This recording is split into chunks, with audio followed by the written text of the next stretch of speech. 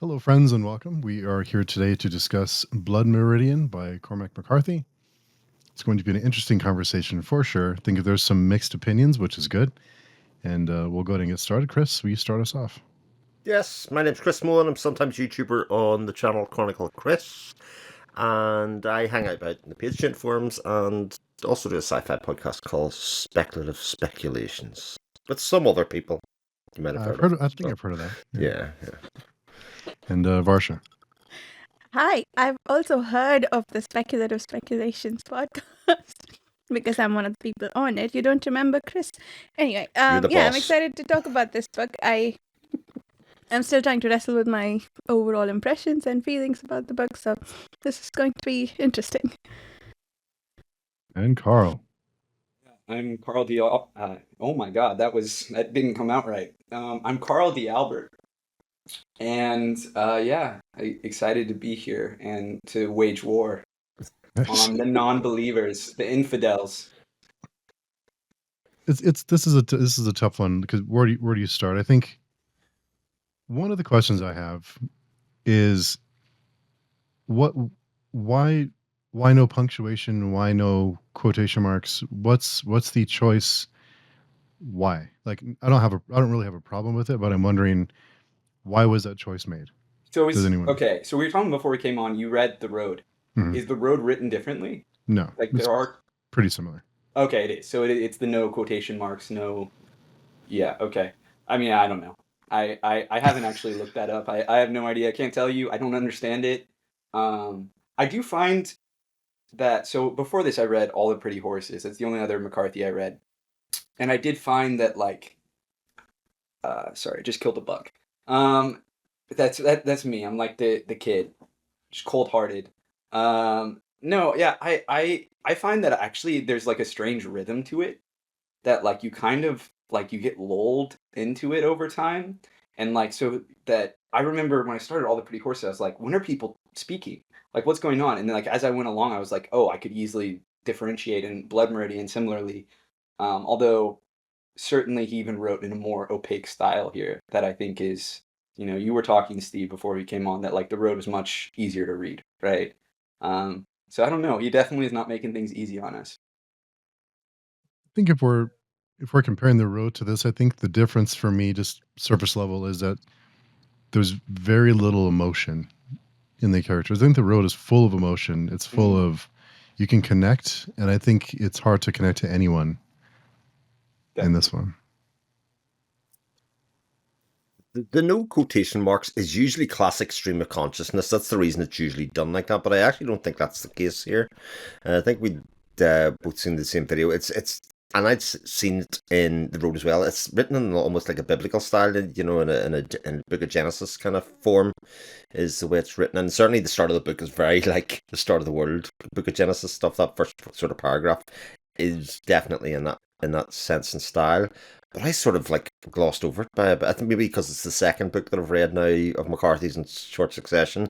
I'm sort of in the mood for that. The difficulty in the reading was not in the lack of punctuation. It's the language and the use of the language can sometimes be very hard to break into.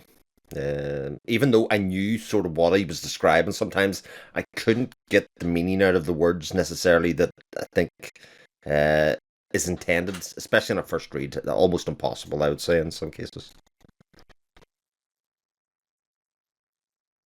Yeah, I feel is that how he wrote every single book? I'm curious now, just on intellectually why he does that. Like, I don't think I feel like he probably does it for a reason, but I don't know what it is, and I can't think of any.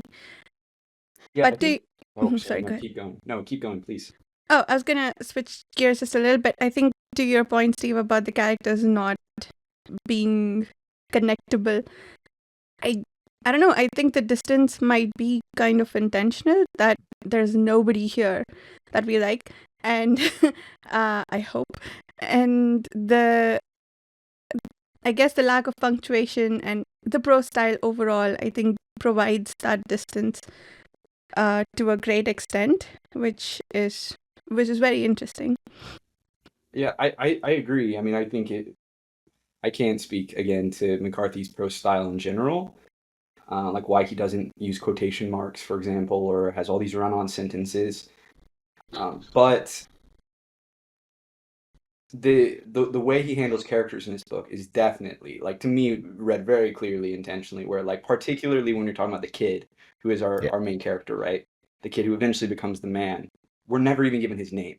Like, that's as obvious a pointer that we're supposed to, like, he's hardly even human, right? Like, everything is so clamped down. He, like, hardly even feels, which is interesting because I actually think that the balance between his, like, callous capability toward violence and his own, like, he expresses empathy too, which is an interesting, that I think is, they're often very subtle acts of empathy, you know, or mercy, really, particularly with the Native Americans they encounter in the novel. But I definitely think the distance is intentional.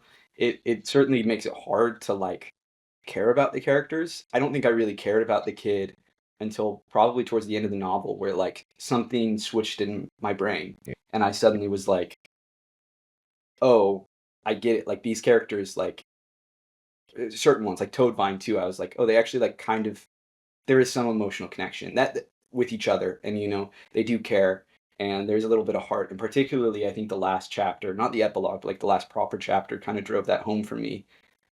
Even though, you know, even though we see him willingly choosing to, like, avoid violence, he still, you know, comes back to it, in a sense, with the murder of the the boy, um, who clearly is, like, a parallel of himself. Yeah. So and otherwise, I think I would, you know, go back to what Chris was saying about it being written in a biblical style. It definitely almost felt written, you know, like the Bible, like a myth, you know, where it's like, it's really about these, like, archetypes, I feel like, almost as much as any, or like these ideas, you know, maybe more than these, like, individuals, right?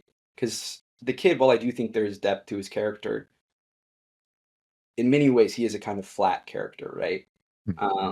And while I do think also he does change, you know, again, like, he chooses to leave the, you know, the horrific violence. He chooses, you know, to go. I think he goes to, what is it? Is it Los Angeles or San Francisco? Somewhere, and that he, like, but he, like, you know, has his whole life basically, we see. Um, and the one exception to that, I actually felt like the most developed character in the whole book was the judge, who to me is the highlight of the whole story, as just, like, one of the best villains I've ever read, and for me really, like, carried me through the whole thing. Just before we go on to the judge, the kid is the one character in the book we get a preface to. Everybody else is introduced by their actions. Like, the judge is introduced by his actions with the reverend, except everybody else is with their actions. But we get the preface to the kid's life, insofar as, you know, he's born out of basically blood, insofar as his mum died in childbirth, and we are given the idea he can neither read nor write, and in him broods already a taste for mindless violence. Right, so he is shown to us as a character that is already predisposed to having violent tendencies. Yet his character, and what makes him interesting all the way through it, a bit like you say, he sort of sits in the background. We never really see his acts in the same way as we see other people's acts within the party, until the very end, when he becomes part of this morality tug of war that happens towards the end of the book. And so we never really see his mindless violence or his taste for it that comes out. And that idea, you know, the child is the father of the man, the kind of the way that you're born and the way that you're grown up will necessitate what kind of man you're going to be later on, is something that he fights. And I think that's, alongside the character of the judge, that idea is what kind of runs the whole way through the book of, you know, have we got control of our emotions and what things we're going to do? What is fate? What are we fated to do? All of that kind of stuff. Because there's lots of sections within the book that talk about fate, and then the judge obviously wants to take control of people's fate and stuff like that throughout the book. So, I just think the kid is so interesting in terms of being the person that we sort of follow but don't really see in the story.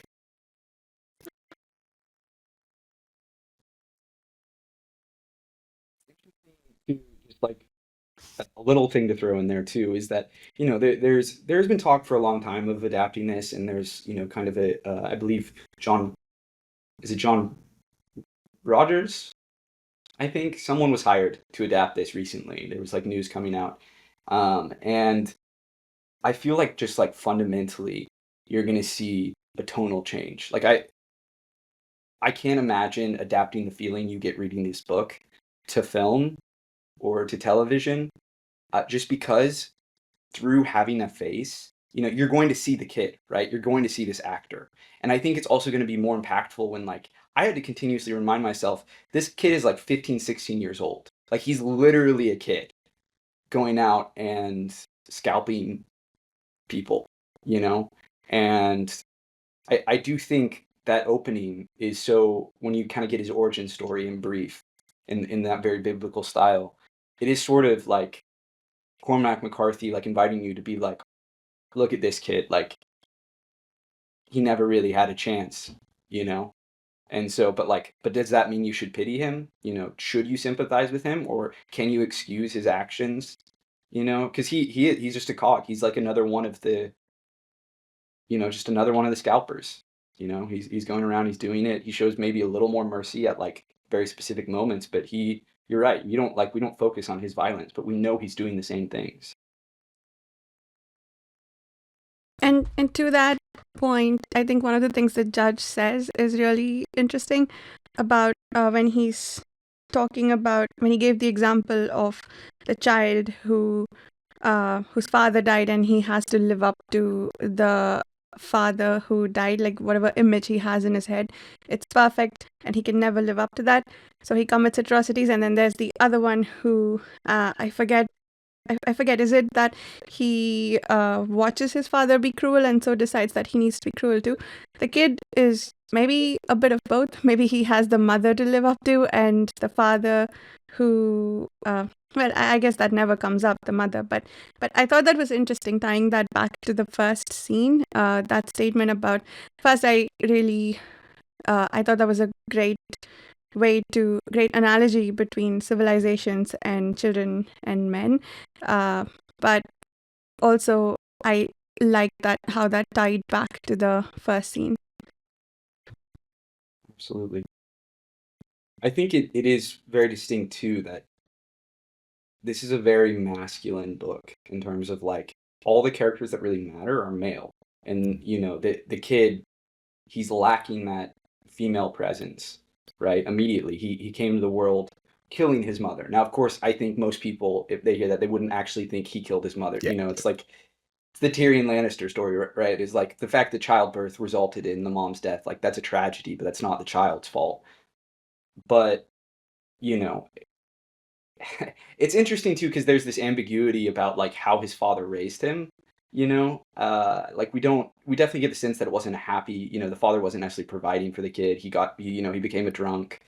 But there is a degree to which like we don't know just how toxic the relation. Like was he actually physically abusive?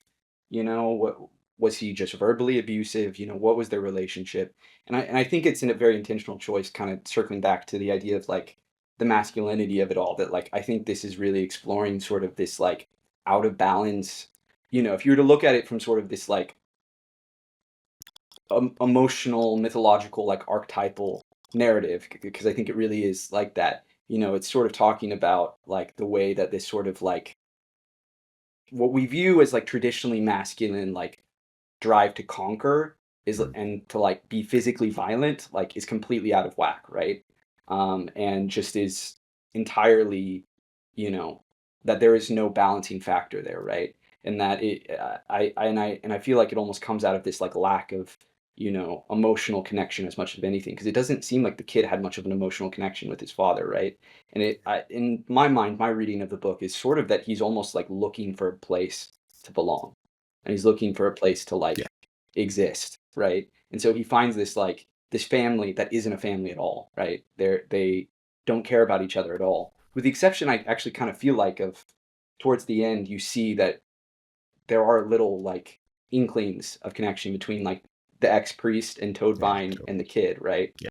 Particularly towards the end. And so you see these sort of quiet connections that I think, is really what he's looking for. And it unfortunately seems like he's fated to never find, as we see in kind of the rest of his life story at the end. Yeah, it's such good points. Like, the whole book, it's so strange because to me it reads so much like a dystopia in some ways, because it's kind of the dystopia where females don't exist. Take females out of the world and what are you left with in this kind of ragtag bit where violence is actually encouraged by the state. Violence is actually encouraged as a way of life. Ethnic cleansing is sort of encouraged as a way, as a means to progress society. Like an almost horrific future, hellscape in some ways, and I think that's obviously very intentional, but it also is almost certainly true in a lot of ways as well. So, like you kind of, I think you're caught reading it, kind of going, "God, this is awful. This would never happen," while also going, "This happened," and that kind of thing where you're trying to dismiss it as fantasy, but also realizing that there is a truth through a lot of it. Is a lot of where the play on when the violence, when it happens, how it makes you feel, because it's not just so easy to write off as being, oh, that was rough to read about or something. You also have to sort of live it to a certain extent and own it as part of the reading experience. Absolutely. I mean, it's based on real history. Yeah. I didn't know that until I was like halfway through the book, but like even the judge is based on a real life person. Yeah. And it's it's sad. I mean, if you know the Wild West, like the real Wild West, was a lot of genocide and violence. And I mean, the whole book is really about violence. Like that's the core of it all, right? And it's interesting that it doesn't clearly, I think, it isn't overly, it's not sympathetic to the scalpers, but also then you see that like they're going out and then, some of the tribes, are also just as violent as they are, right? And, it's like it doesn't like take a side in a sense, except for kind of the victims, I guess you could say, like the ordinary people who get massacred and, pillaged and raped and, just treated terribly by everyone, really. But certainly particularly, our kind of main group of people who are the worst of the worst. Yeah. That's what I struggled with most in this one, is the repetitiveness of it, because I know that it's supposed to be impactful for these acts of violence, but it seemed like they wrote somewhere, they did lots of terrible shit. They wrote somewhere, they did even more terrible stuff, and then it's like this cycle that keeps. And I know that was intentional. I know there's a reason for it, but at some point it's like, okay, I get it. Like, just it felt a little bit like, and I know that there's other literary references woven into some of the events. I think when they get the gunpowder out of the volcanic ash and they urinated it, that's Paradise Lost reference from what I gather. Oh, okay. So I guess there's, I know that there's references layered into it. I'm probably not smart enough to catch it all. So I think few people are. It reads like an incredibly literary book. There's no doubt about that. Like it has lots of nods and winks and references to things that I just would never have spotted in a million years. But the fact that it sort of seems so intentional is kind of mind blowing. But there are lots of things within the book which are easily identifiable. I mean, the use of religion and God and things and the references are easily recognizable, even in small ways, like when the kid gets captured the first time and he denounces that he ever knew Captain White, for instance. I didn't know him. The very Judas Iscariot kind of way that he dismisses and sends him out and shielding himself and his innocence before he joins up with this ragtag the Glanton gang, which was responsible in real life for most of the worst atrocities in that region and in the history of that region. But so it works on lots of levels, and I think it's why, like, universally, when you see reviews of this book, a lot of people talk about re-reviewing it. A lot of people talk about having reread it. A lot of people talk about having went back and revisited it later and reappraised it. And I think more so than most other books that I've read, I think the reviews that I went searching for afterwards kind of were more of that than I've read it and this is what I think, than most others. I do think the one way that things change because the book is really, it's all violence. Like it is what you were saying, Steve. It was like they go somewhere, they do something terrible, they move on. That's kind of, it's really a quest narrative. That's one of the, I'm talking about references. They reference the Argonauts and, Jason and that classic Greek myth. And I couldn't help but really kind of focus in on that because we're reading the Second Apocalypse, and there's a sort of a similar messed up, dark, inverse Fellowship of the Ring going on. Uh, really kind of hone in on this idea of this like brotherhood of people going on this quest through where the land itself is as dangerous as like the forces, the people, they're whatever that they're going to face. And obviously in this case it's disturbing, what they're questing for. But the way I think things change is that they begin supported by the law, and by the end they're outlaws, right? And that there is this kind of like ratcheting up of tension of them just like getting out of control. But you also see it because it's like, well, this is what you wanted. This is the monster that you released. And US government, like, you can't be that upset when like you tell people, go scalp a bunch of Indians, and like who do you think is going to start doing that? What do you think is going to happen, right? And so they end up becoming these just like monstrous tyrants, and eventually the last thing for them to do is to turn on each other.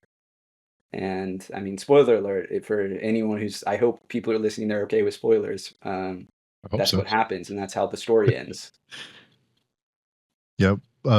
Just anyone who is curious, we will be spoiling everything. So, just, but yeah, I think, and it kind of references that at the end, right? That these men will crave blood for blood's sake. Kind of like like once they get going, they can't be stopped. Like they almost become addicted to it. It's like it becomes them. They become personification of violence and of murder and horrible acts, just because that's kind of what drives them. So I think that's kind of, Carl, what you're, Absolutely. it's inevitable that they'll turn on each other, because once they run out of someone else, they'll look to each other. Absolutely. Those that love to dance, as it's referred to much later towards the end of the book, and I love that kind of idea of those people who will dance, and those are those people that love to dance, and that there's the falsehood in people that will turn up to a dance, and then there's another set of people, and who do you think they are? And that whole conversation, I thought, was just like, when you go back and even reread it, just once you get to the end, because it's only a couple of pages from the end, and you kind of go, there's a lot being said here, there's a lot being kind of brought to the fore here that talks about current life and things that are happening in the world nowadays. And it's, yeah, I mean, I think it's touching on the idea that like violence perpetuates itself, not just in terms of like the cycle of violence, which I think you see written about a lot, particularly in like revenge stories, of like the idea, there's some horrific murder, and then someone seeks revenge, right? And then they get vengeance, and then that person's loved ones seek, just this like cycle. But also the idea that like the violence itself, like in an individual, starts to like replicate itself in the individual, right? Like it becomes this cycle of like, I just have to keep doing violence. Like it becomes part of you. It warps who you are. And that, if you attract these individuals who are more inclined to that, then naturally, yeah, they're going to start to like kill each other. They're going to start to just like unleash themselves, right? That like violence begets violence. Not just in cycles of revenge, although certainly that, but like even within like the individual soul. And I mean, I thought that was interesting, because I don't know that I always see it kind of violence explored that way, as like something that really does, fundamentally rewrite a person and make them, I mean, that's the kid. That's like the whole thing with the kid. It's kind of that battle. I forget if it was you, Chris, or who, but like the morality play that you really see at the end of like kind of the push and pull of like, do you embrace it? Do you accept it? Or do you actively strive to avoid it? Yeah.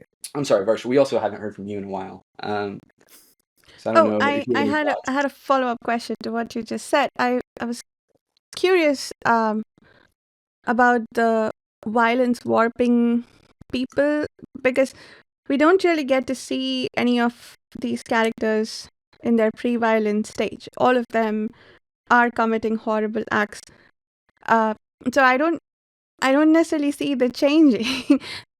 Is it that so? But there's two parts to it, right? One conversation that stood out to me was the one between some old man and the judge towards the end, when he looks at the ears that the judge has and asks him how he got it, and he wants to know that he killed some people that he hates, and that's how he got them, right? Which is very interesting because normal people who this ragtag band has been out committing all kinds of horrendous acts, and the US government is probably okay with it, sent them out like you pointed out. But also the people who aren't affected by it, aren't actively in the middle of it all, are looking at it from a distance and are romanticizing it. Maybe they would change when they go into the fray. Maybe they want to get out of it, kind of like the kid did want to get out of it, I think, towards the end. Or maybe they'd be vicious monsters who enjoy what they do. It's unclear. So I guess that's the part for me, if any, that I would talk about, saying that violence changed people. But I did want to dig into that a bit more and ask, from your perspective, where did you see that happening? Because for me, nobody was good before we met them who was altered by everything they did. Maybe the kid there, but yeah. I think it all comes back to the kid, exactly. Is that you are kind of told, this is what made him, now watch. And then you see, you don't, I mean, the book is interesting, right? Because you are kept at a distance. Like, you're not in his head hearing his thoughts about everything going on. You just see how he acts, right? I mean, this is the most extreme version of show, don't tell. Of like, you don't know the kid's opinion on things except what you intuit based on his actions. And I partly interpreted like, you kind of have to, everything you have to intuit. Like so some of it is like applying the kid, what we know of the kid, to the other characters. I do think there's this idea, which I think you were talking about, Varsha, of like, some people are just kind of more naturally inclined to violence. I think Chris and Steve, you both maybe mentioned things too, that like, you attract some of the worst people in that regard. But whether it's the Black Jackson, right, who starts out and seems like relatively like pretty okay, moral, intelligent, and then he, by deciding to come with these people, becomes more and more violent himself until he gets what they all get, basically, and gets eaten by, it's a snake eating its own tail again. I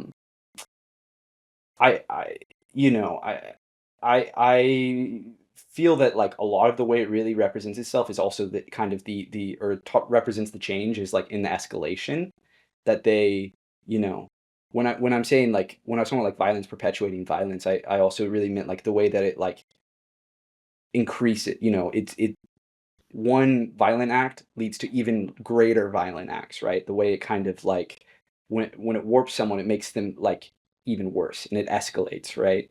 And that the only way to kind of stop it is to like fully step away, which is itself, I think you're left to question by the end, like, is it even possible? Can you even fully step away in this world where violence is just like baked into it, right? And so, they do get worse. Like, they start out pretty terrible, and they, you watch them become tyrants, scalpers. Like, they don't start out scalping everyone. That's what they like gradually become. It starts out, it's like a retaliation against, Native American tribes that the US government is like warring with. And it gradually starts involving civilians and, basically everyone, even their own, Mexicans and Americans. It's just like everyone they come across, they start like abusing, scalping, so I think that's sort of where the change really occurs. But I do think you kind of have to like, you have to look for it, and so in some way I think there's an argument to be made that it doesn't fully explore the change. It's not like we follow someone who's like, other than the kid who you can argue is innocent at birth. You don't really see though the like a full transformation, right, of like pure-hearted angel into like warmonger. Yeah, we talked a bit about it last night, Varsha, insofar as this period of American history in Hollywood in the 40s, 50s, 60s is incredibly romanticized in terms of like these heroes that committed those acts, the John Waynes, the people that fought against the Native Americans at that time, and I mean, it's all very shown in a very glitzy, glamorous style. And yet there are a couple of instances within the book, and I think this is where it all sort of, the whole story again centers around the Judge Holden, insofar as he is a character that spends, for all the horrific acts that he personally does, he spends an awful lot of time inciting other people to do acts. He gets in their ear. His very first introduction, when he goes into the church and basically tells the falsehoods about the Reverend, to the fact that they lynch him. They meet up with him later. He says, "I didn't say that," in classic Judge Holden style. And people don't repent from that. They just kind of laugh it off and went, "Oh well, such is life." And you see that even towards the bar at the end, when the kid walks into the bar and he sees the judge speaking to the group of people, and then the bear ends up getting murdered as well. Again, that kind of didn't do the act himself, but he just spoke enough things and said enough right things to people to get in their ears, so he incited violence just through words. And I think there's an awful lot of discussion there about, I think what I read from it is that the use of religion and the use of all that kind of stuff can be coercive for both good and bad, depending on the intention of the person that's given or preaching. And in extent, so in the case of Judge Holden, he is saying what seem to be justice-like things, but because of his perception and his view of the world and his love of war and of bloodshed, it's completely warped the message, even though coming from the same words come from somebody else, like the ex-priest. I mean, he keeps on referring to him as Tobin as the ex-priest. He's basically saying he bears false witness here. You can't really believe it. He said he's not even a priest anymore. Listen to me, I'm a judge. And doing those things. I think there's a lot of that kind of morality play that goes on between who you believe and what you believe and how you decide to act on it. It's a good point. I think the judge for me is humanity, and how easily we can be manipulated, and how easily there's a very thin line holding us back from just complete chaos. And if left to our own devices, is everyone capable of doing these things? How to what humans have done and possibly will do in the future, or are doing now, to each other. I mean, there's not much holding that back. It won't take much. It wouldn't take much to just launch us into this survival mode. And I think towards the end, the whole those who dance, those who don't dance, I think is breaking things down to it's a very simple there's predators and there's prey when it comes down to it. And that's nature. That's just the cycle. And we're just on that balancing act, just hoping things work out, and we're hoping for the goodness in people, and hoping that we can be civilized and be kind to one another. But if it wouldn't take much for humanity to be for humans to be capable of just absolutely terrible things. It won't take much for that to happen. It's a very for me, it's an exploration of what humans are capable of, what they've done, and what they possibly could do again in the future or now. I think what the scariest part about it for me isn't even that it's like survival mode. It's like just looking for an excuse to do this, right? It's like it's not like you have to do this, right? Like you're starving in the wilderness, and so you wonder, would you eat your best friend who dies, or something like it's like these are people who are like willfully going out. They can't, like, they have an excuse. They have some reason. Like Chris was saying, often it's like there's kind of a religious aspect. The whole idea of manifest destiny, right, is fundamentally religious in nature. But just that we are capable of war, really, right? And I mean, yeah, you see it all around the world. Like, you don't have to look very far, to see horrible acts of violence committed, and just unimaginable. Like, literally, it's like we're inundated with like social media and all the bad shit. That's what gets everyone to click. But like, you really don't have to look far to see, just absolutely, like, it's impossible to process how terrible it is, but like it's happened throughout human history, and then absolutely, like, I think the book also begs the question of, like, well, what is it that keeps us from doing that? Because it's like all this violence was incited by civilization. So is it like really civilization? How you would define, right? Like, you have, it's the whole idea of the Westerns too, and kind of a lot of the racist archetypes, right? Is you have the civilized folk and then the savages, right? And often the savage, there's a noble savage aspect too, which is its own can of worms. But like, when the violence itself is incited by the beacon of civilization, right? The government, that there is this incentive to act violently, and not just violently, but like beyond the pale, like scalps. Like, there's nothing about that, like, you don't need to, when you kill a person, scalp them. Like, in a financial reason, it's like to prove that you killed someone, right? So you get paid for it, which is its own, you can talk about kind of the financial capitalist aspect of it. But like, basically, I think it gets beyond even any one system, just the idea that, like, it's almost like people look for an excuse to, like, just unleash the worst parts of themselves. And loop back around to the point again. If you have a system of civilization that's like that, you're only going to incur and encourage the worst people within society who will revel in that. Again, those that love to dance. And so you will elevate those that are the worst in society in a lot of ways by creating a system with that in mind. Especially, like, you look at the Glanton Gang, they are celebrated when they come into town, and after 3 days they're the most wanted. They can't wait to get them out, and then a week later they're the most wanted people within the whole region. How quickly that all turned around for them. And to get to back to, like, the idea of, like, survival in nature and just like what the world itself or the universe is like, because there are a lot of, like, cosmological kind of questions and philosophies, often very bleak, dark, fucked up ones put forth by, like, the judge in particular. But like, how do you even create a civilization that promotes peace and kindness and generosity when the world itself is violent and apathetic, and hungry? And so it almost seems like it's like, the horror, because this novel, I do feel, is like kind of a horror novel in many ways.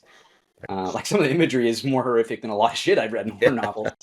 That it's like, can you even, like, truly make something that rewards goodness, or is it just like kind of the fundamental nature of things because of the nature of survival, like you have to eat to survive, right?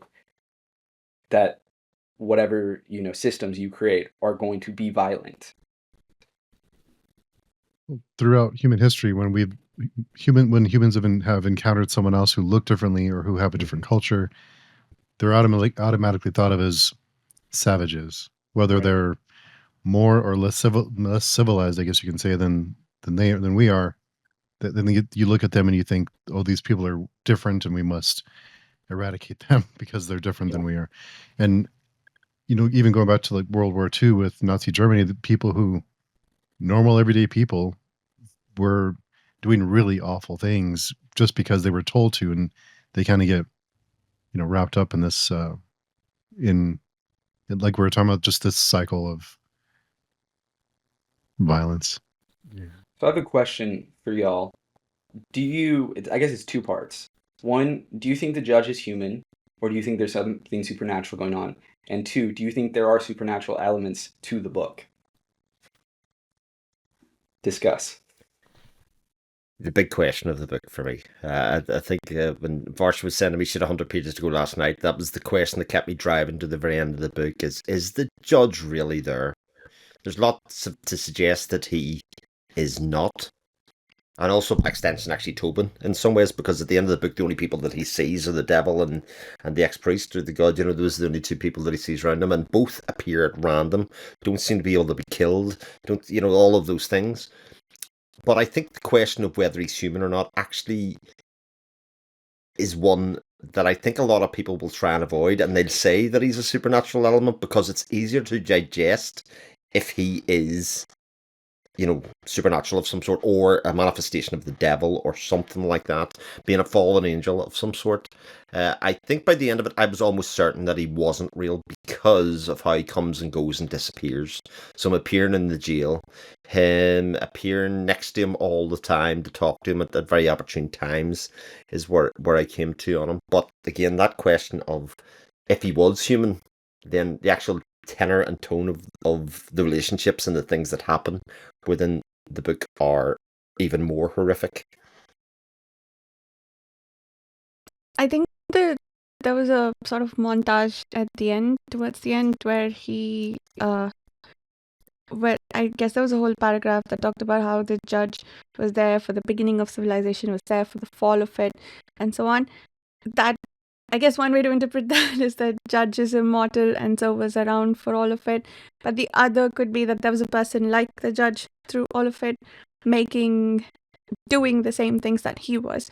And that, I think, also echoes what the judge says about, in any dance, there's that one dancer who likes the dance and who thinks that this is the only thing. I'm paraphrasing, sorry. I did not enjoy the book very much as I was going through it, so my attention was flagging. But but towards the end, I think the thing about that one dancer who, I guess, so some of the interpretations that I heard from other people helped me through the end of the book. So the dance as war I saw somewhere, and so the one person who incites the war, the judge could be that person, and he was throughout in a lot of cases. So yeah, I think it's unclear, but I like what you said, Chris, about it being a lot scarier if it was not. But on that note, I do have one question. I think there are some things that the judge says that I agreed with, but most of the times I was like, what are you on about, man? So I think one example like that was anything that exists without my knowledge exists without my consent. But there were other things that I thought, the thing about civilization, for instance, made sense. So there's, in the interpretation that the judge is a supernatural inciter of evil, whatever form you want it to take, is the statement here that evil is sometimes reasonable, or that reason is evil? Which is it?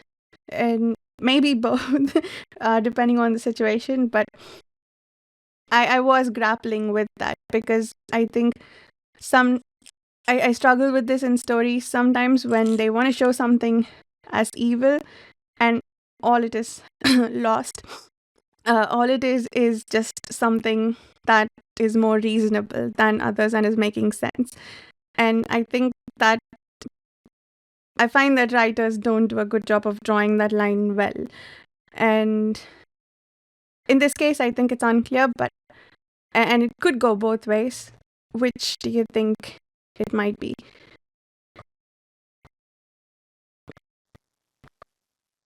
Interesting question. As far as a judge, I think, Varsha, I think I agree with you that that's the way I read it too, about there'll always be someone like the judge. And not this particular person, but there'll always be someone or a group of people kind of continuing the tradition and passing it down through generations. As far as the rest of it, I'll have to think about that for a second. My part, I think. Well, quickly, I'll try to wrap it all together. I flip-flopped throughout reading the book about like whether the judge is a human or not, and at the end, I still wasn't quite sure. I feel like the themes are more powerful if he is human. So that, like, for my own preference, I kind of feel like it's, as Chris was saying, it's like it's scarier if he is. But you have the moments like where they find him. Some of the other guys find him like in the desert. He's just alone. He's just waiting for them. It seems like, and it's like that. That was a moment where I was like, "What?" Like that was one of the biggest moments that made me like, maybe something's up with this guy. But as for the nature of evil and like, can it be reasonable? I think that's part of what makes him so effective to me. On top of like he has the most personality of anyone. Like he's the most colorful character. Ironically, he's pale white, right? Which I, sidebar, read this article that's talking about how that must be a literary allusion to Moby Dick and the white whale. And because there's apparently a lot of allusions to Moby Dick throughout this book. I read this whole article about all like the literary allusions. Anyway, you can look it up. There are lots of people who've talked about this. But the judge, you know, I did find him reasonable sometimes. You know, I mean, a lot of the stuff he would say, you'd be like, well, that's a horrible point of view. Like, you should not be thinking like that's you're morally corrupt. I don't like you. Stop existing. But there were times, particularly when, again, like talking about the idea of like, well, when the world itself is so violent, you know, when there is just so much going on around you, like, why shouldn't you then, like, why do you need to feel bad about it? You know, it's like your natural state. Why, like, and even if it isn't your natural state, who's to say it's moral to, like, not try to enforce your will when the universe is trying to enforce its will upon you, right? And that's kind of his whole thing, right? Is he wants to control everything. He wants to, like, you know, to be the keeper of violence and therefore life, right? Life and death. I mean, he clearly has a God complex. And so I do think it's kind of saying, you know, by my reading that like evil can sound reasonable, you know, it can be reasonable. It's just, you know, when you're taking it within the context. I mean, yeah, I think the scary thing about this whole story is like the idea is like, well, why even like, what's the point of morality when everything is so violent, right? Like you're just another part of it. What does it matter? You know, why not be violent? Because everything's going to be violent to you. And I do think that there is something logical about that idea. Do I agree with it? Do I think that's how people should live? No, but I think that when you like sit back and think, especially if you know, it's a reason a lot of people like believe in a higher power or multiple higher powers that like try to enforce some sort of like universal sense of morality of like right and wrong. Is that like, well, without that, like, where does it come from? Like, how do you justify peace, right? How do you justify what we would traditionally consider good? You know, mercy, gentleness, compassion. You know, how do you justify those things if there is nothing telling you that you have to do that? And yeah, the judge is sort of this like dark god of being like, you know, justifying violence, being like, no, just do this. Like, it just makes sense. This is just how things are. This is how you are. Just do it. You're good at it. Why wouldn't you do it? And of course, he doesn't really care about these people, right? He happily kills many of them later on. He enjoys it, right? He's the dancer who loves the dance, and it's all about that for him. I was so mad. There were so many times when the kid didn't fucking shoot the judge. I was so mad at the end. That was anyway. That's a different thing. That's my thought. I rambled. Chris, you're muted. That's the kid's morality, though, isn't it? You know, the fact that in cold blood he would have been murdering the judge. The judge was unarmed. He was sitting there naked, literally, Yep. and he couldn't do it. And that thing, he tried to kill him many times afterwards, like he tried to shoot him and all the other stuff. But to Varsha's point, it reminds me a lot of Al Pacino's speech in The Devil's Advocate. If anybody else has ever seen that speech, where he basically talks about how the devil lives among men. And basically, he's there in your ear trying to rationalize the decisions you make on a day-to-day basis. And even within the context of this book, the only guidance we really get about God is that God's always there in your ear, talking very, very quietly. And the only time you'll hear or realize you're missing is when it's not there and you're dead. Essentially, you'll know that he's not as omnipresent as maybe the devil seems to be on a moment-to-moment basis.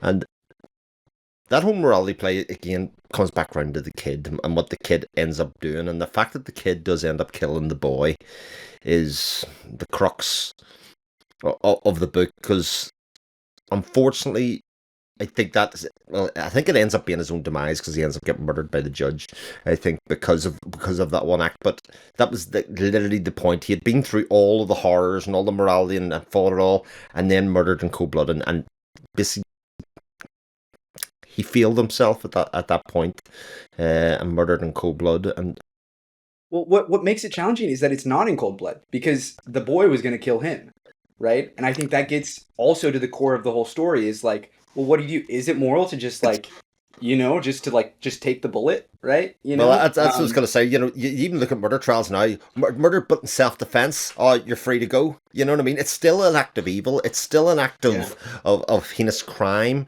but becomes justifiable because somebody else justifies it for you. It didn't sit right with the kid necessarily because of what happened, but somebody else says, no, that's okay. And you're supposed to live on the rest of your life with the knowledge that you killed somebody, but your morality will tell you that it wasn't good, if that makes sense, regardless of how somebody else justifies it. And that could be the judge. And that's why the judge is such an interesting character, because a lot of what he does say actually does ring true in terms of day-to-day life and rationalizing the decisions you make in a day-to-day life. And God, I worked for that, I put in that claim, or whatever it is that you've done in life, there are always reasons for it. And it's at what point do you draw the line? And again, the book doesn't really make a judgment call on it. It just kind of presents the characters for who they are and just said, look, this is what happened. Absolutely.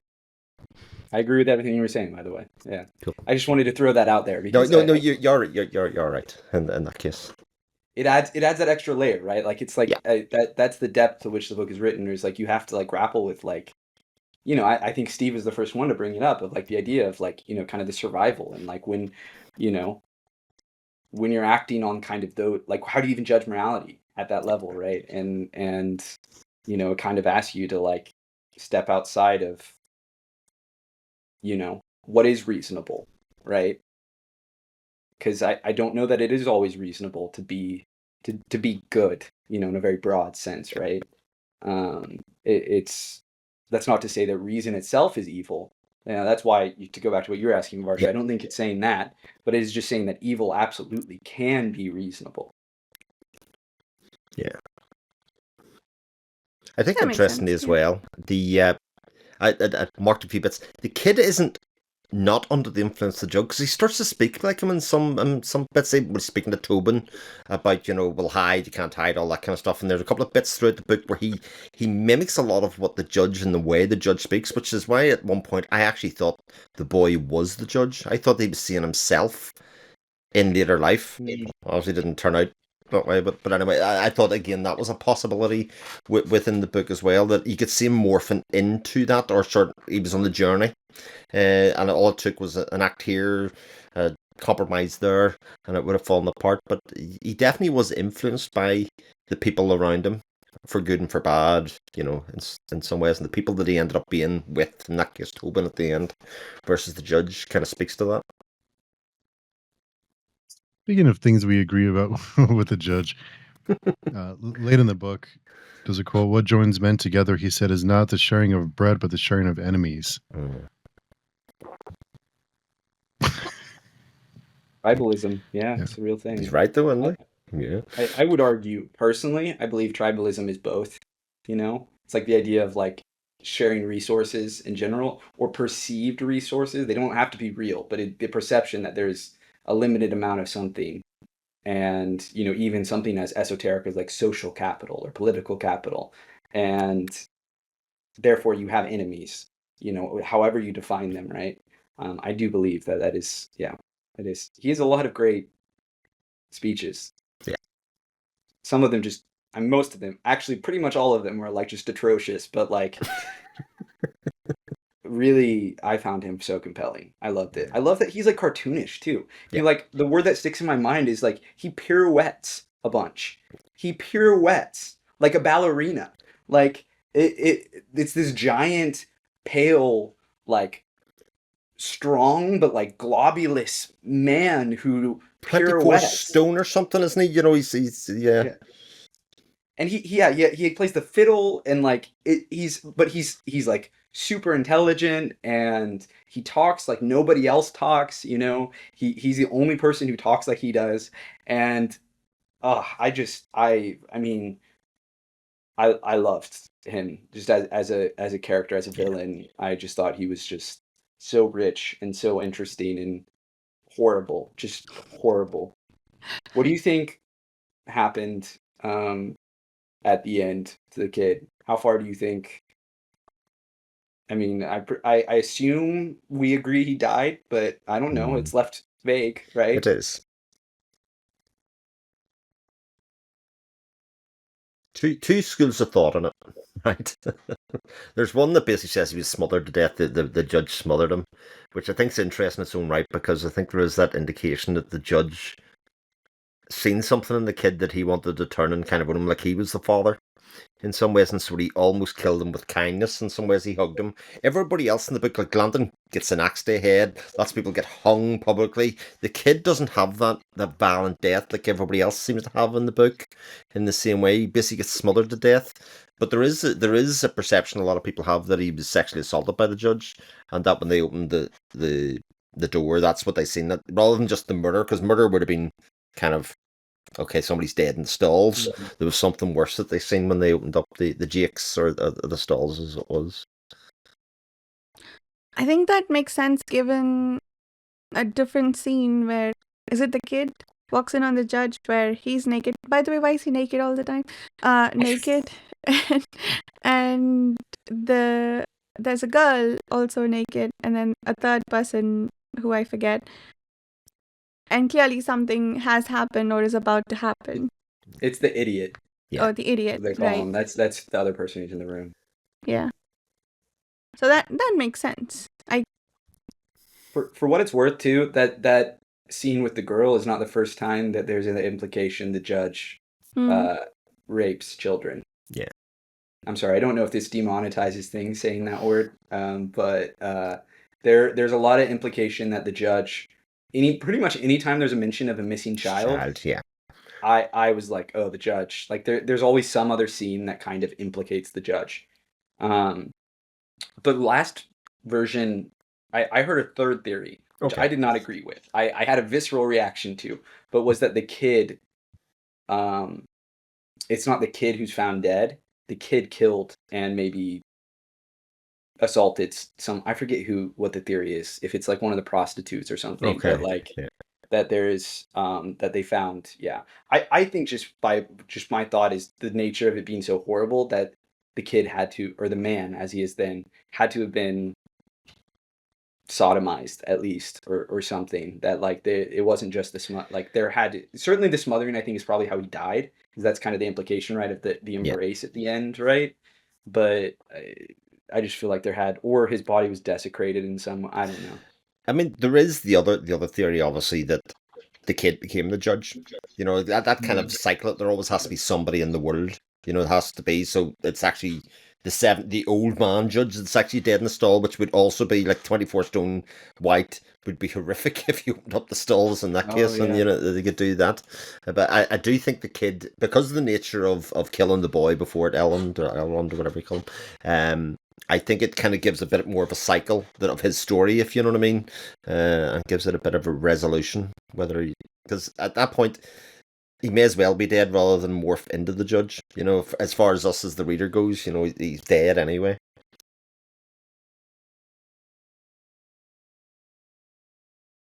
It's a powerful end, though.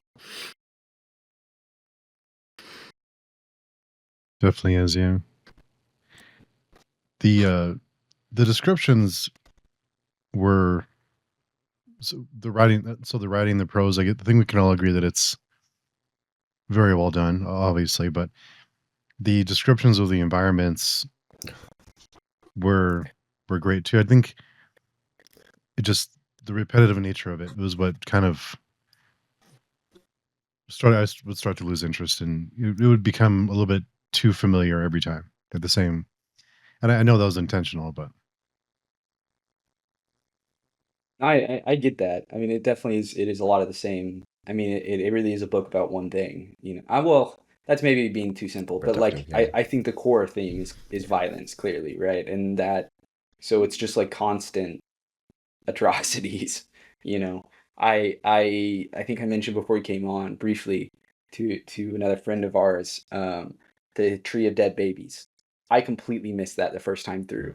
I'd like confuse some things, and I remember seeing that like in a at like the start of the chapter, and I was like, where is this? And it's like mentioned in like, it's like 2 lines.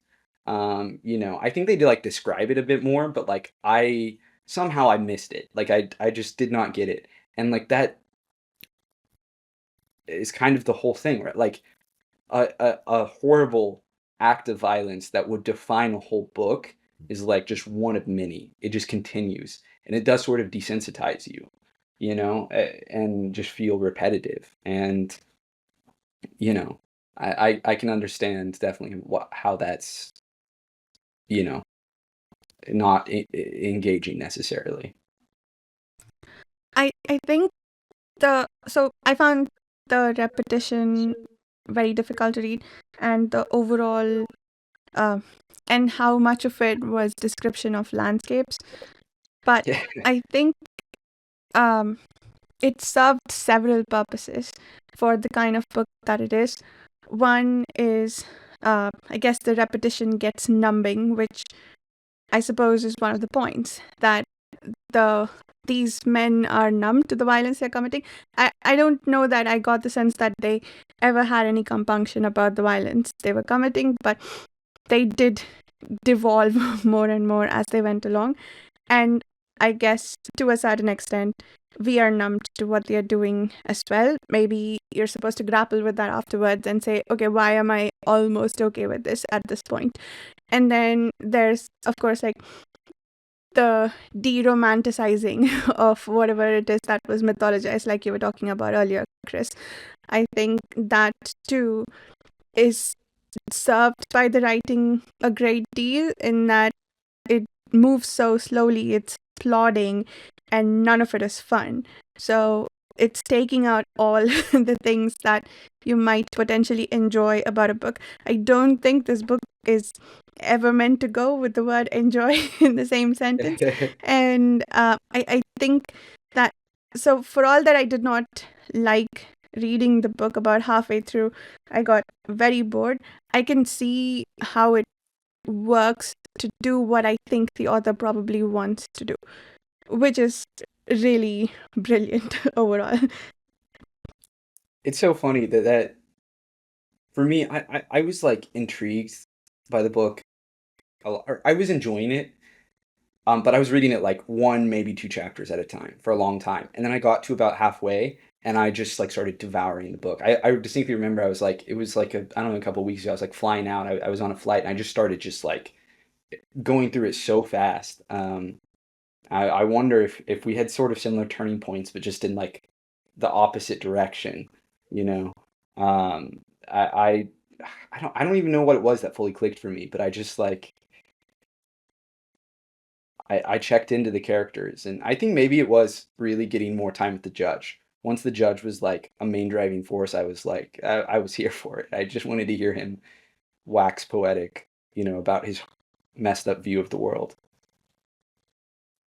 For me, it wasn't until the boy was by himself and we had that sync again. We seen him as a character, and we seen that was that point that it became very easy to read at that stage. But before that, I think it goes to the point, because we talked about this quite a lot of a lot of books that we've read. Great prose doesn't often make it easier to read.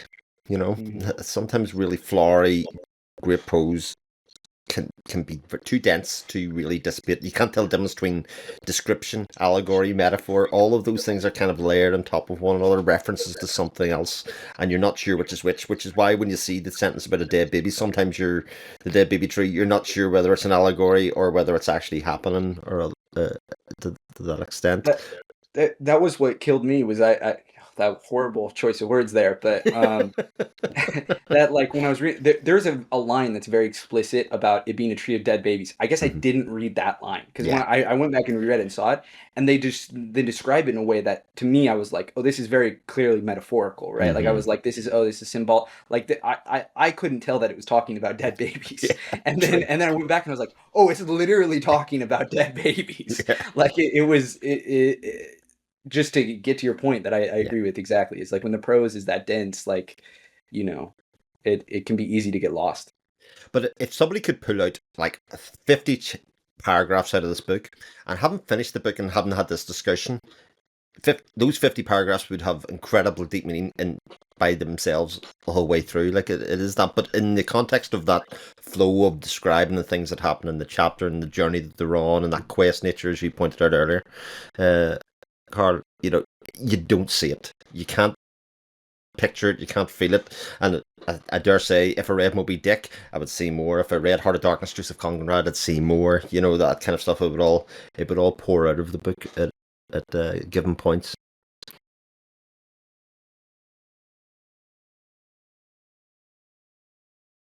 Beautifully written, though. Beautifully, like honestly. I loved a lot of the similes that McCarthy used in. I think while I was still interested in paying attention, I underlined almost every single one that came across, especially the ones that involved the night sky and the stars and the darkness. I think he did a lot of those in The Road as well. I loved how they were structured, and I loved the comparisons that he made.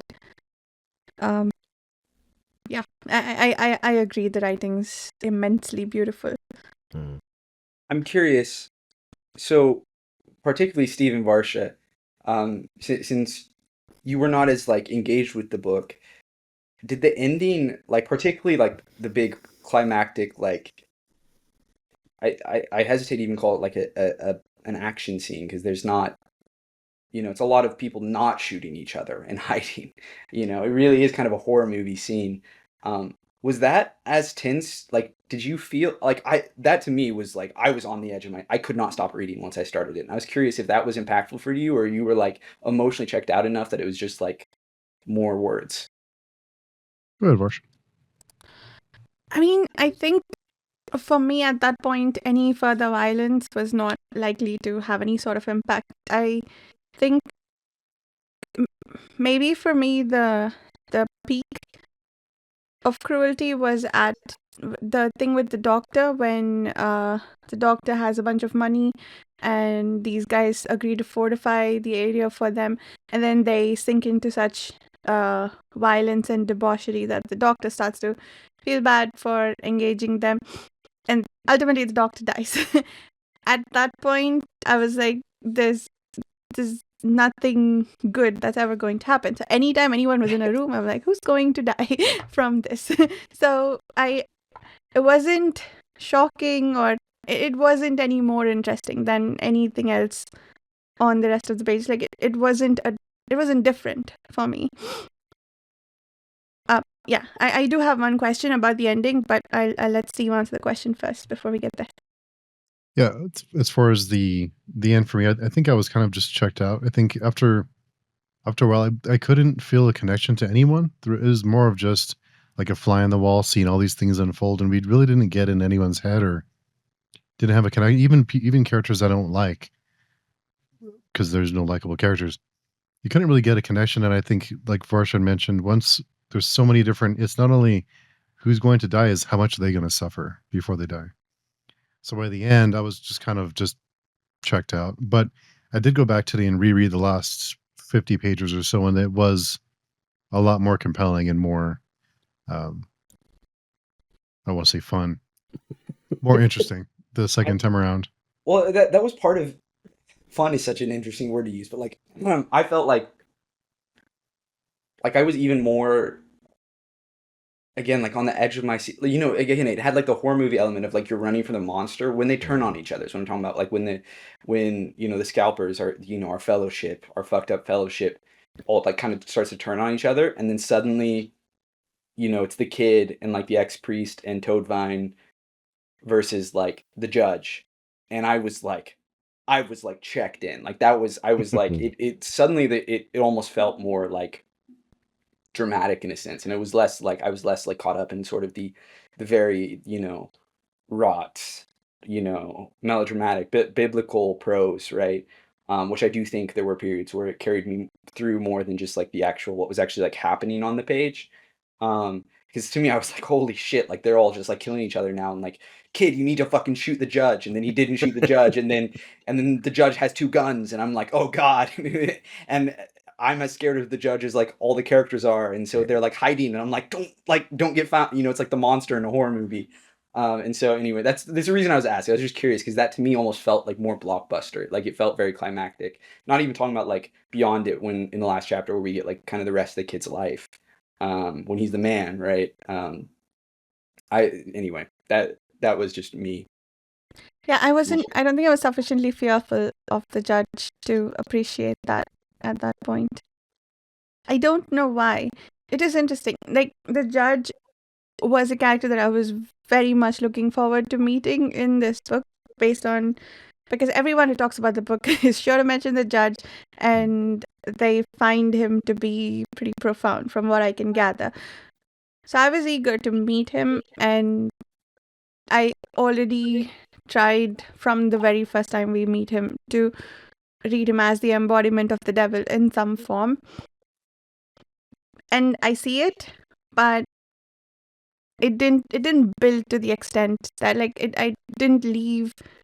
Maybe it would have. Yeah, I think the book as a whole has left a lasting impression on me, perhaps, but the judge separately from it all, not so much, I don't think. What's your question? So I think there is this conversation towards the end. I forget if it's with the kid, now the man, or someone else, that the judge explains his philosophy, the one in which he talks about the dance and so on. I do see a little bit how it might tie things together, but one, it felt a bit too little too late, but also I was having difficulty trying to understand how that explained the rest of that book, if that makes sense. So I wanted to know what insights all of you had about that, how you thought that last conversation tied back to the rest of the book, what else we were looking at throughout.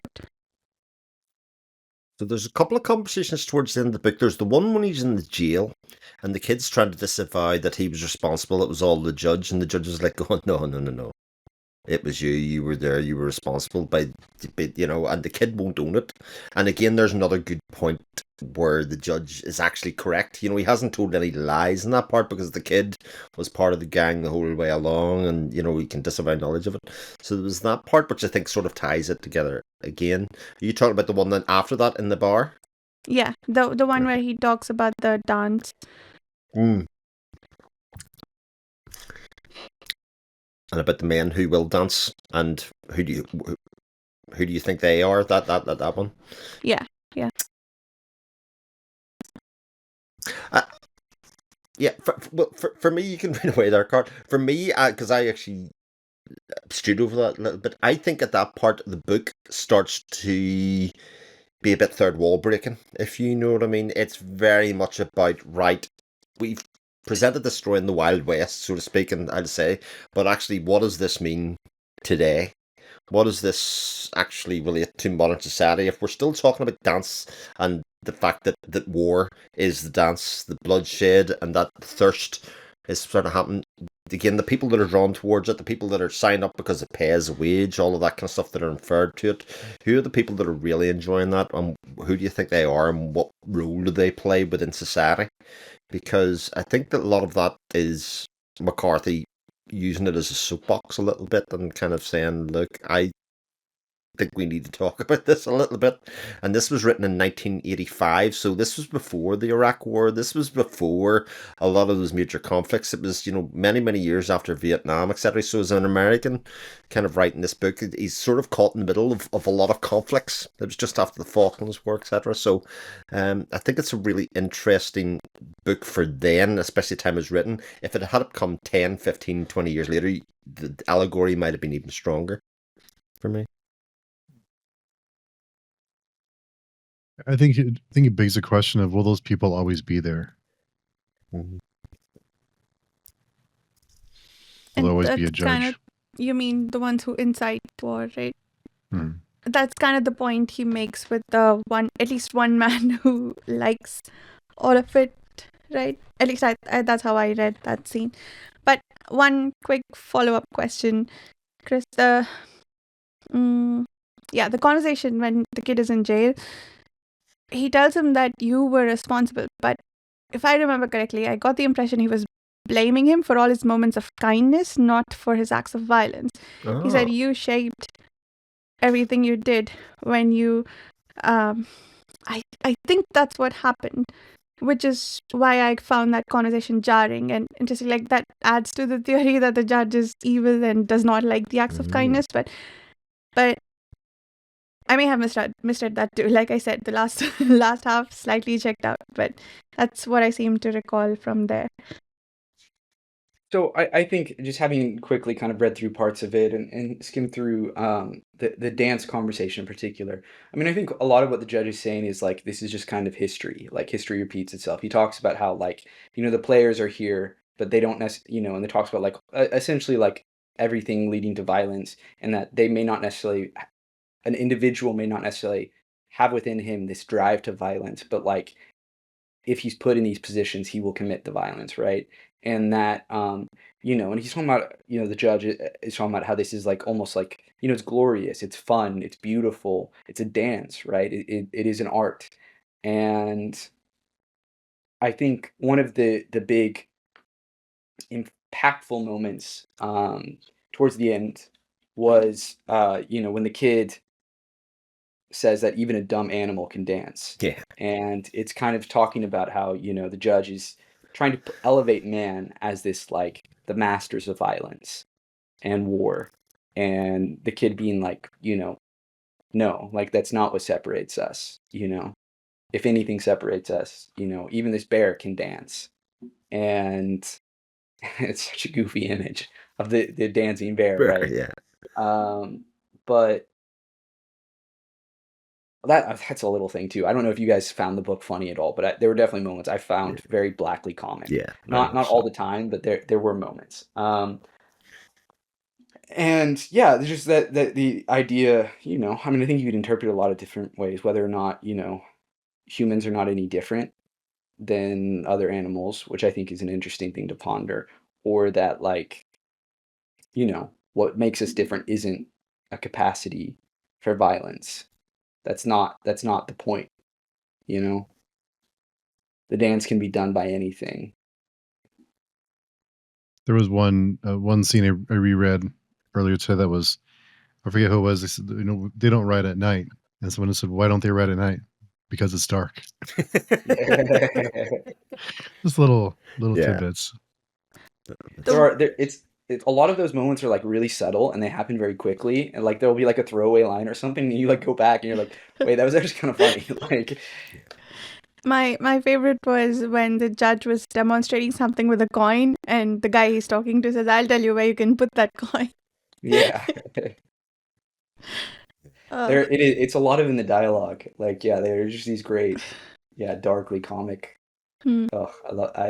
I enjoyed that. I didn't expect the book to have any sense of humor, so having even just like rare moments of dark comedy, I thought was fun. I think one of the things that makes this so great for me as a book is is the fact that there's those passages, a bit you were talking about, that everybody's kind of brought up a couple. There were, you can read 2 or 3 ways, and even myself, I'm kind of very conflicted as to which one I like the best, but all 3 make complete sense in a lot of ways for communicating a different facet of a slightly different message, but kind of tying in thematically to the same overall picture. And I think like I bounce back and forward as to what happened to Boy at the end. Doesn't matter if I think this, does that change my perception of the rest of the book or the novel? Does that colour all the things that happen? Does that colour the ending? Does that colour thing? And you kind of settle on. I don't think I've ever. We talked about this actually with a book we read recently. It's like I'm gonna pick that ending and then I'm gonna be happy with it. Blood Meridian is a book where I'm kind of like, it's all of those things. It's sort of all of them at the same time, which I think But if you're a novelist and you manage to pull that kind of stuff off, you're not doing too bad. So I did have a question. I'm gonna try and make this a not too ranty question, but okay, so this book is celebrated, and I'm surprised it's so celebrated because of the content. Yeah. And not that I have a problem with that. I'm just comparing that, and I'll try not to make too many comparisons to Second Apocalypse. But I'm curious as to why everyone thinks that this book that is wall-to-wall violence, pretty terrible violence, is celebrated when other books that are particularly in fantasy, I think you could make the case for horror too in some cases, but mostly fantasy, these fantasy either books or series that have similar violence sprinkled in. It's not wall to wall, but it's similar violence, but have that dive into the same themes and ideas and explorations are viewed from as some as like edgelord stuff or oh that's for edgy teenagers. There are some shock value books out there. I've read them. They're not good. I'm talking about the ones who have actually the books that actually have substance that are trying to explore these themes and ideas. Why are those being seen, do you think, differently by the general reading audience, like readers in general? Is it the I writing think, style or is it well, maybe a little bit. I do think because you don't know who's, you know, how it's what individual reader you're going to get, right? And I do think that people who read, so-called literary fiction, which this novel, arguably is, um, are maybe a little more accepting of things. But I think the big thing is just like sexual violence and the conversation around. There's not any explicit sexual violence on the page. There's a lot implied, but there's not a rape scene, you could say, right? Where you see particularly a woman, be assaulted in that regard. And I think that is a lot. Like I'm honestly, I think that that's the biggest part of it. Is just that like a lot of the darkest stuff that I think of have like explicit sexual violence. And that's often what they get kind of attacked for. And that's not to say that I think that's necessarily fair. I think there are times where like I think it's fair to criticize, but like we were reading the Prince of Nothing, the Second Apocalypse in general, and I think a lot of the violence in that series is very intentional, but like it's also a lot of the violence is much more explicitly sexual in nature, which I think versus this where it's like dead babies in trees and scalps and and there is the sexual aspect, but it's understated, right? A lot of it's implied as opposed to being on the page. I think part of it also comes from the fact that it's viewed in the context of his entire work, Cormac McCarthy. The fact that he wrote a lot of singular novels, like some of them are thematically linked, etc., but they're all standalones, and that Blood Meridian wasn't celebrated in 1985, but by the time Cormac McCarthy wins a Pulitzer in 2007 for a sort of similar novel insofar as it's kind of like very bleak and all the rest of it in the road, you kind of view his earlier work or his other work through different glasses. You see the different lens of it, and people will be much more prepared, especially in literary circles, to say, actually, this is real merit and value because of the themes that it very strongly resonates. Actually, once you see past the violence, you'll see more in that. And I think that's true for many things, whether that's movies, TV series, all the rest of them. Like, time can be very good in looking back and saying, actually, this was a masterpiece in ways that we couldn't see at the time, or in ways that we couldn't see at the time. And especially like I get the novel that it reminds me most of actually is Beloved by Toni Morrison, which again is very dark and about pain, written very beautifully, very hard to read sometimes, but again she won the Pulitzer for that as well. And again, the more that those novels kind of pervade into the masses and pervade into the consciousness of literary circles, the more that people will seek out things like that, and especially for somebody that it became as celebrated as Cormac McCarthy.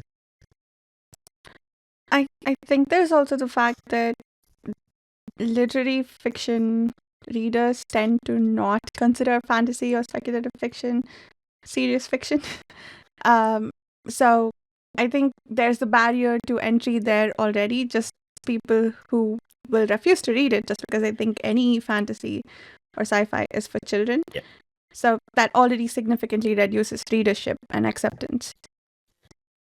And I think on a similar level, a lot of the fantasy readership goes to it wanting a specific type of story, in kind of a similar way that literary fiction readers may prejudge fantasy readers prejudge fantasy. And so when you're presented something that they didn't necessarily go into wanting or expecting, like if they want things to remain tonally around Lord of the Rings or Aragon or insert any number of things here, which is not in any way an indictment of those things. Like, I love Lord of the Rings, but just that in terms of like how dark you're willing to go and what you're willing to grapple with, I think it absolutely can put people off. And I think it's really expectations as much as anything. I mean, I think both Chris and Varsha, you were saying, I think, very insightful things there. And, Chris, I think that's a great point too, just again, highlighting the idea of like, when you look back on things, sometimes people, or with added context of like a whole body of work or things like that, that people are maybe more forgiving of things that they may be more quick to judge just because of how it makes them feel initially.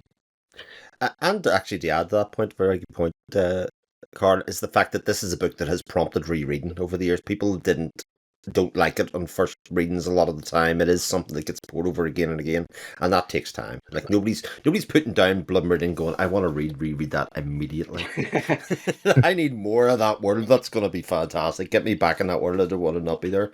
But it is the kind of thing that will pervade in your memory and pervade in your thoughts for a long time and think about, especially like Judge Holden as a character. And the question that he's now become probably famous for being maybe the most evil character in all of literature. So we know Carl has to run, so we'll wrap up. But just as we wrap up, that's why I love these discussions. I have a different kind of different viewpoint on the book now. So Carl, you win. Congratulations. Yes. I didn't love it, but I definitely have a different appreciation for it. It'll be one that I'll read in bits and pieces at some point, just to kind of slowly digest, because I think it's a lot to read, even in a few weeks, because it's a lot. Absolutely. But with that being said, Chris, can you start us off with the outro and just tell us your general thoughts about the book? General thoughts on the book is one that I would say my reading experience was very sort of up and down through it. I think we talked about the fact that towards the end I really took ownership of where the story was going and the themes that it was presenting. But for periods before that, it was like, I can only do a couple of chapters at a time here because it's dense. It's kind of, I don't know if I'm enjoying it so much. I'm experiencing it. So, but like you just said, these conversations are amazing for drawing out multiple thoughts and kind of putting them all together. And my experience has now morphed and changed even after one reading. But my name's Chris Mullen, Chronicle at Chris YouTube channel, page 2 in forums. That's it. Varsha. Yeah, I think I really appreciated this discussion as well. Like I said, about halfway through, I was checked out. I wasn't liking what I was reading, and I looked up a few Goodreads reviews, 5-star reviews, to try and motivate myself to say like what helped me make sense of this. And I didn't like what I read there either. Like, I think one particular review I followed was talking about how it talks about man's capacity for violence and depravity. And the overwhelming question I had was, what about it? I guess some of the discussion we had here helped. So, yeah, thank you. I do have a fresh perspective on it. I don't think I'm going to reread it anytime soon, but maybe sometime. We'll see.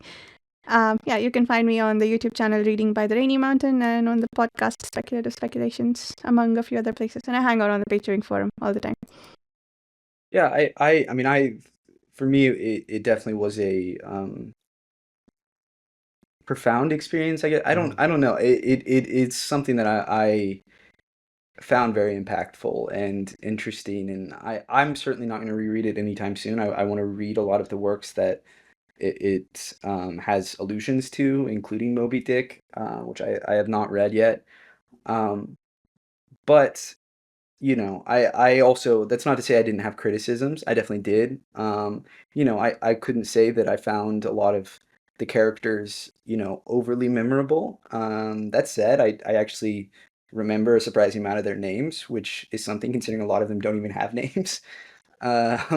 But for me, the judge was really the standout. And, I didn't give a shit about the kid, to be honest, for the longest time, but I think the end kind of brought it back around for me. And so I think I'll be a little more aware, I think, on a reread of kind of his story because you are kept at a distance, and it's an understandable tactic, but it does come with the flaw of like, why do I care about this person, But anyway, you can find me on social media, a lot of places at Carl D. Albert. Find me on the Page Shooting Forum. I'll be around. And welcome Jared for the jump scare at the end. And for anyone who enjoys tragedy and grief, Carl didn't plug his book, so I'll do it for him. Go read Yeah. Truth of Crowns. I will leave the links below. Be sure and check it out, and you'll enjoy it. So until next time, visit us on our forum. I think we're discussing what book we'll do next, but we'll be figuring it out soon. Thanks everyone for listening, and hope you had fun. And I don't know how to close out a book like this, but anyway, everyone have a good one. Thanks for listening.